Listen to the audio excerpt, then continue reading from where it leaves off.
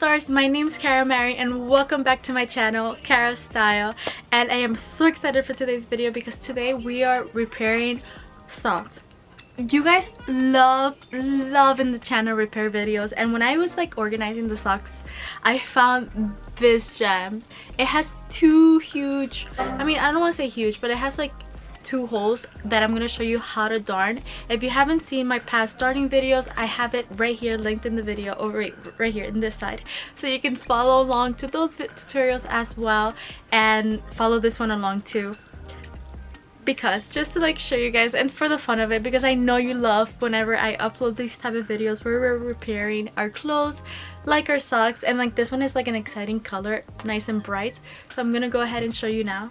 Alright, my human stars, so these are the two holes we'll mend, and fixing these holes is pretty easy.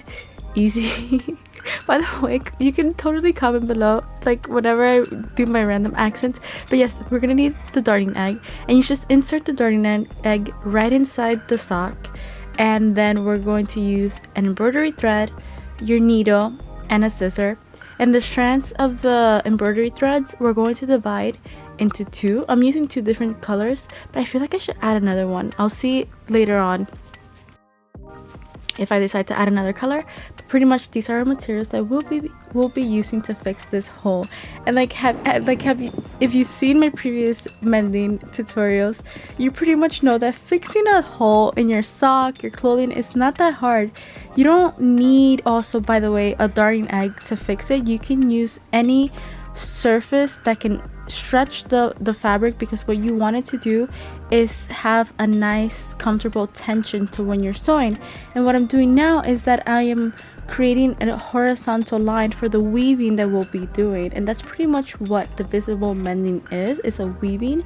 So I first create these horizontal lines over this hole to create the first like layer, and I just continually sew back and forth. And I like now that I picked this dark blue because you get to see the contrast against this pink. And this sock used to be my sister's, but then I took it for me.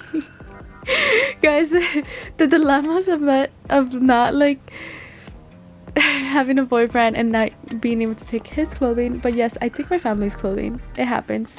I'm not the only one. Comment below.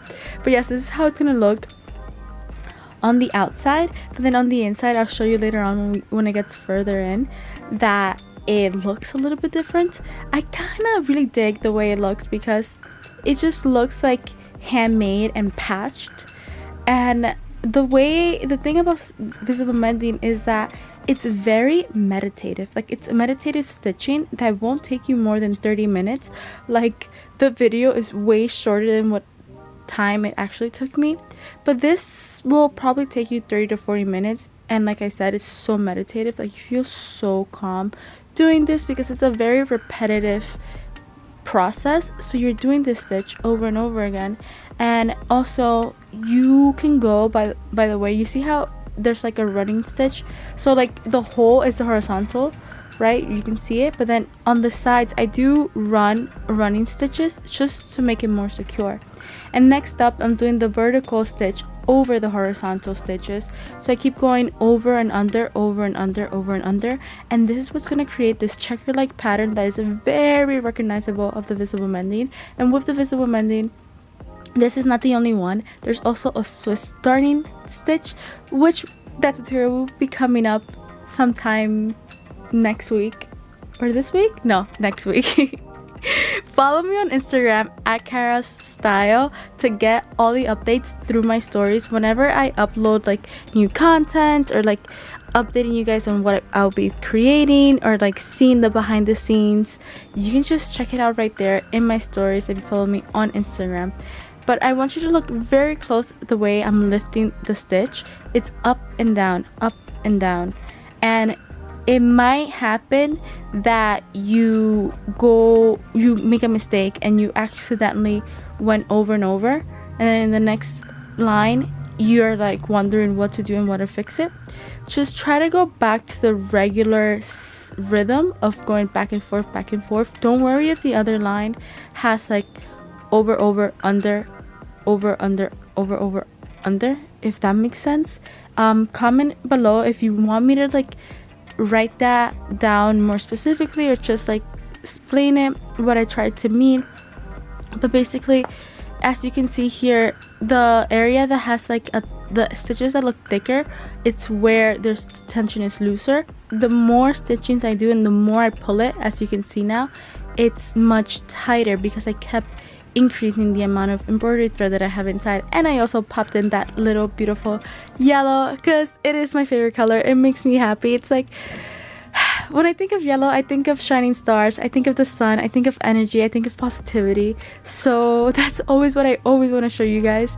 And I also, just because of the magic of editing, I did go over to the next circle.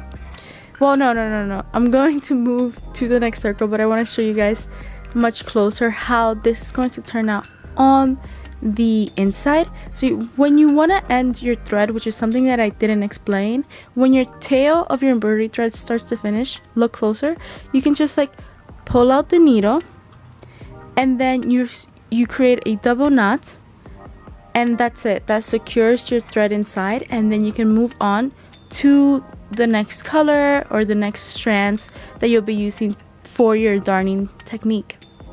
I double knot twice, and sometimes, like right now, I cut it, but sometimes I even just like sew it back in. I have a mason jar where I'm keeping my threads. If you want me to show you a picture, just let me know and I'll upload it on my Insta. But yes, now I'm gonna move on to this little circle, this little buddy, and whew, look how fast I added more yellow just to like continue this like exciting color. But that's pretty much it. You go back and forth, and voila, this is how it's going to look. As you can tell, you go over and under, and it might look like the circle is bigger.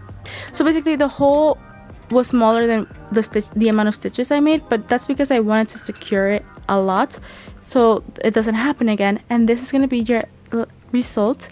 This is how it's going to look, nice, bright and colorful. And of course you can use the same color, or you can go wild like these socks and just have fun. Did you see how easy it was? It's all in the tension, and if you have a darning egg, even better. You're gonna see how easy it is to do this visible mending in your clothes as well if you follow along all these different steps that I've shown you. That's pretty much it. I hope you've enjoyed this video, this repair, darning, visible mending, all those cool words that is used to just basically say you're loving your clothes and you're keeping them longer. If you're super into sustainability, zero waste, all good things for the planet, and like, you know, like changing your lifestyle with your clothes, let me know in the comments below. As you guys know, I am wearing a piece that I bought in Depop secondhand, as well as my earrings that I thrifted in Savers. That's my look for today's tutorial. As you can see, nice and bright. And to check out more of my outfits and looks, make sure to follow me on my Instagram at kaaramary. I'll see you guys next time.